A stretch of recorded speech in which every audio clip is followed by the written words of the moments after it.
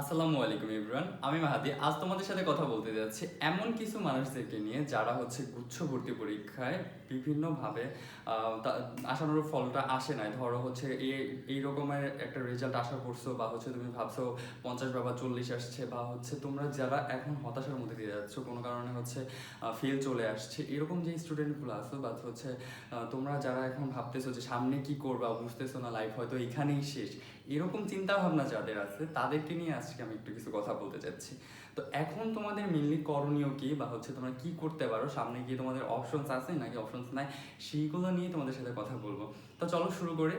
আচ্ছা, শোনো, তোমরা এখন যারা জিএসটি এক্সাম দিয়েছো, যাদের এক্সামটা খারাপ হয়েছে, বা হচ্ছে ভাবতেছো তোমাদের সিট আসবে না, সামনের লাইফে তোমাদের আর কিচ্ছু হবে না, এই চিন্তাটা না একটু মাথা থেকে সরাও। ভাইয়া তোমাদেরকে অপশনগুলো দিচ্ছি, দেখো। ফার্স্ট অফ অল, তুমি হচ্ছে এখনো তোমার হাতে, যারা হচ্ছে এই ইউনিটে পরীক্ষা দিছো, তোমাদের হাতে কিন্তু এখনো কৃষিগুচ্ছ আছে, তারপরে হচ্ছে টেক্সটাইল আছে, যেখানে 8টা ইয়ে আছে, ইউনিভার্সিটি আছে বুটেক্সের আন্ডারে। তারপরে হচ্ছে সে আরও আছে হচ্ছে তোমাদের ঢাকা বিশ্ববিদ্যালয় প্রযুক্তি ইউনিট। তো এখানে একটু খেয়াল করো, তোমাদের যে বাকি ইয়াগুলো আছে, ইউনিভার্সিটিগুলো আছে, ওইখানে কিন্তু তুমি চাইলে এখন পর্যন্ত দিতে পারবা, যে পরীক্ষাগুলো কিন্তু অ্যাডমিশন দিতে পারবা। তো তোমার হাতে কিন্তু সময় আছে, দেখো, ইয়ার জন্য কি জন্য বলে, কৃষি গুচ্ছের জন্য, এগ্রি গুচ্ছের জন্য কিন্তু তোমার কাছে এখন পর্যন্ত আছে, সময় আছে, রাইট?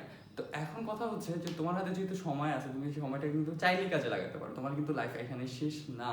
তোমরা যারা ভাবতেছো যে ভাই আমার দ্বারা কিচ্ছু হবে না, জিএসটি তো হয় না, তার মানে আমার গুচ্ছেও হবে না, প্রযুক্তি নিয়ে বলেন কোথাও হবে না, ওগুলো তো আরও কঠিন, এই সেইখানটা না। তুমি একটু ট্রাই করে দেখো, অনেক ভালো কিছু করা পসিবল। তো আমি তোমাকে বলবো যে হচ্ছে, যেহেতু তুমি যদি অ্যাপ্লাই করে থাকো, তাহলে হচ্ছে তুমি এখানে পরীক্ষা দাও আর একটু ভালো প্রিপারেশন নাও। আর এবার আসো সেকেন্ড যে অপশনটা আছে তোমাদের জন্য, সেটা হচ্ছে সেকেন্ড টাইম।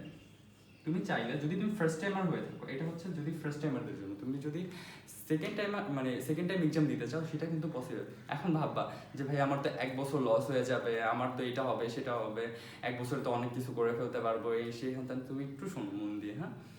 1 বছরে তোমার লাইফে, এখন এই বাংলাদেশের পরিস্থিতিতে তোমার এই 1 বছর তোমার জন্য কিচ্ছু না, কিচ্ছু না। গ্র্যাজুয়েশন কমপ্লিট করে বের হয়ে 4-5 বছর চলে যাচ্ছে, চাকরি পাচ্ছে না। আবার কেউ গ্র্যাজুয়েশন কমপ্লিট করে বের হয়েই সাথে সাথে চাকরি পাচ্ছে, বা হচ্ছে কোনো একটা জবে ঢুকে যেতে পারতেছে, বিসিএস ক্যাডার হয়ে যেতে পারতেছে। এগুলো কিন্তু সম্পূর্ণ depends on your skill and your lakh. So কথা হচ্ছে যে এইটা নিয়ে কখনো ভাববা না যে হচ্ছে তোমার 1 বছর চলে যাচ্ছে, তোমার এটা হবে সেটা হবে, এগুলো নিয়ে কোনো ভাবার কোনো দরকার নেই ভাইয়া, ঠিক আছে? তুমি আমি তোমাকে বলবো, যদি তোমার কাছে সুযোগ থাকে, বা তুমি যদি মেন্টালি একটু স্ট্রং হতে পারো, আমি বলবো স্ট্রং হয়ে সেকেন্ড টাইম প্রিপারেশনটা নাও, ঠিক আছে? আর এই সেকেন্ড টাইম প্রিপারেশন নিয়ে তোমার যদি কোনোরকম কোশ্চেন থাকে, আমার কাছে করতে হবে। পার্সোনাল আইডি লিঙ্কটা তোমার হচ্ছে কমেন্ট বক্সে পেয়ে যাবে, ঠিক আছে? আর ধরো এখানে হচ্ছে দেখো রুটিন দেওয়া আছে, এরকম বাংলা ইংলিশ জিকের জন্য রুটিন করে কিন্তু হচ্ছে ভাইয়ের কাছ থেকে হেল্প পাবা। তো যাই হোক, এবার আসো হচ্ছে থার্ড যে অপশনটা, তোমার হাতে কিন্তু থার্ড আরেকটা অপশন আছে। সেটা হচ্ছে যে তুমি চাইলে হচ্ছে ন্যাশনালে অথবা প্রাইভেট প্রাইভেট অথবা প্রাইভেটে ভর্তি হইতে পারো। এখন কথা হচ্ছে, যদি তোমার টাকা থাকে তুমি প্রাইভেটে ভর্তি হও। ভাই এখন কথা হচ্ছে যে প্রাইভেটে ভর্তি হবো, ভাই আমি পাবলিক কেন হতে চাইছিলাম, প্রাইভেটে কেন ভর্তি হবো, ন্যাশনালে কেন ভর্তি হবো? জব মার্কেটটা শোনো, এই যে জব মার্কেটটা আছে না, বাংলাদেশের যে জবের পরিস্থিতি, এখন এমন একটা অবস্থা হয়েছে যে হচ্ছে তুমি প্রাইভেট থেকে আসছো না ন্যাশনাল থেকে আসছো, এগুলো এখন আর ম্যাটার করে না। না তুমি পাবলিকের, এগুলো তেমন একটা ম্যাটার করে না, স্কিল ম্যাটার করে।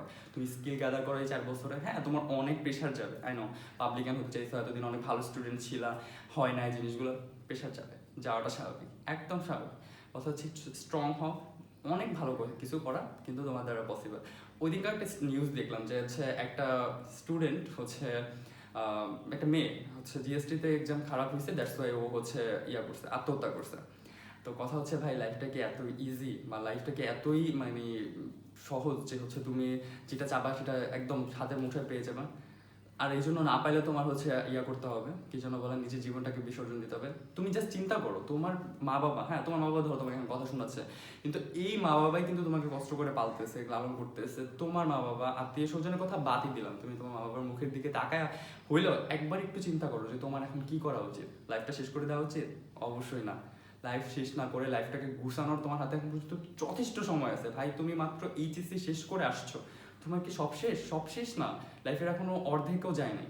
তো তুমি এখন চাইলে অনেক ভালো কিছু করতে পারো। কনফিডেন্সটা ধরে রাখো, তোমার মা বাবার মুখের হাসি তুমি ফুটাবা, বিশ্বাস রাখো, জাস্ট এটুকু বিশ্বাস রাখো যে তুমি তোমার মা বাবার মুখের হাসি ফুটাতে পারবা, ঠিক আছে?